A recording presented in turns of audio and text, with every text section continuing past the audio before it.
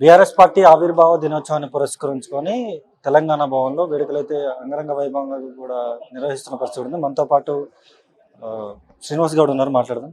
చెప్పండి, ఎట్లా చూస్తారు ఇప్పుడు ఆవిర్భావ దినోత్సవాన్ని పురస్కరించుకొని ఎటువంటి ఎజెండాతో ముందుకు పోబోతున్నారు?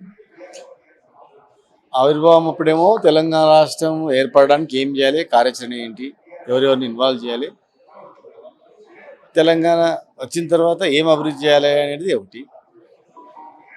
తెలంగాణ వచ్చిన తర్వాత రాష్ట్రాన్ని ఎట్లా అభివృద్ధి చేసుకోవాలి, సమైక్య ఆంధ్రప్రదేశ్లో ఎక్కడ నష్టపోయినాం, దాన్ని ఎట్లా ఇంప్రూవ్ చేసుకోవాలి, విద్య, ఉద్యోగము, వ్యవసాయం అట్లా ఇప్పుడు మనం ఎన్నో చేసినాం కదా. చేసిన తర్వాత కూడా ప్రజలు మనల్ని మనకన్నా ఎక్కువ గ్యారంటీలు నమ్మారు.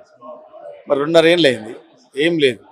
అక్కడ ఎటు చూసినా అర్ధనాదాలే, ఏడుపులు, మళ్ళీ ఆత్మహత్యలు, చనిపోవడాలు జరుగుతూ ఉన్నాయి. అటు విద్యార్థులను చూసినా అటు ఫీజు రియంబర్స్మెంట్ లేదు, రిక్రూట్మెంట్ లేదు, రైతులను చూసినా కరెంట్ లేదు, నీళ్ళు లేవు, కొనుగోలు కేంద్రాలు లేవు ఈరోజు వరకు కూడా. అట్లా అనేక రకాలుగా సంక్షేమ పథకాలు కావచ్చు, ఎన్ని చూసినా కూడా. ఇంకా 2.5 ఏళ్ళలో వాళ్ళు అధికారం రావడానికి ఏమేమి చెప్పిండ్రు, మరి ఇప్పుడు ఏం చేయలేదు. మళ్ళీ నెక్స్ట్ మనం ఏం చేయాలి దాని మీద ఉంటుంది. నెక్స్ట్ మనం ప్రధాన ప్రతిపక్షంగా మనం ఏం చేయాలి, ప్రజలను ఎట్లా చైతన్యవంతం చేయాలి, ప్రజలను ఎట్లా మోటివేట్ చేయాలి, ఎట్లా ఓట్లాడాలి, ఎట్లా హామీ అమలు అయ్యేటట్టు చేయాలి, ఇచ్చిన హామీలు నెరవేర్చడానికి ఏమేమి చేయాలనే దాని మీద ప్లస్ పార్టీ బలోపేతం రకరకాలుగా ప్రజలు కేసీఆర్ రావాలని కోరుకుంటున్నారు కనుక మరి ప్రజలలో పార్టీ నుంచి వెళ్ళిపోయిన వాళ్ళు కూడా మళ్ళీ బీఆర్ఎస్ పార్టీలోకి రావాలని ఆలోచిస్తున్నట్టుగా కూడా తెలుస్తుంది.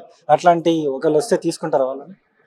అది మా నాయకుడు నిర్ణయిస్తాడు అవసరాన్ని బట్టి ఎట్లా అనేది. ప్రజెంట్ ఇప్పటివరకైతే అట్లాంటిది ఏం లేదు. ఉన్న వాళ్ళే మంచిగా ఉన్నారు, గట్టిగా ఉన్నారు, కష్టకాలంలో నిలిచిన వాళ్ళు ఉన్నారు, ఉద్యమకాలం నాటి నుంచి ఉన్న వాళ్ళు ఉన్నారు. ఇంకా నికార్సైనలను కంటిన్యూ చేయాలనేది ఆలోచన ఉంటుంది. ఇంకేదైనా ఒక 1% ఉంటుంది ఒక డిసిషన్ ఉంటే మా నాయకుడు చూస్తాం. ఫైనల్గా కార్యకర్తలకు ఏం చెప్పదలుచుకున్నారు ఆవిర్భావ దినోత్సవం సందర్భంగా? కార్యకర్తలకు ఇచ్చిన హామీలు నెరవేర్చేటట్లు ప్రభుత్వంపై ఒత్తిడి తేవాలి, రిక్రూట్మెంట్ ఉద్యోగాల గురించి ఫైట్ చేయాలి, ముఖ్యంగా రైతుల గురించి అన్ని అవసరాలు తీరేటట్లు మనం కొట్లాడాలి. అది చూసుకోవచ్చు. ఆవిర్భావ దినోత్సవాన్ని పురస్కరించుకొని ఖచ్చితంగా కూడా మేము మా ఆదాయ శైలిలో ప్రతిపక్షాన్ని బలంగా వినిపిస్తామంటూ ఇక్కడ మాజీ మంత్రి శ్రీనివాస్ గౌడ్ అయితే చెప్తున్న పరిస్థితి. ఇది ఇక్కడ పరిస్థితి. కెమెరా పర్సన్ శశితో సన్నీ, మైక్ టీవీ, హైదరాబాద్.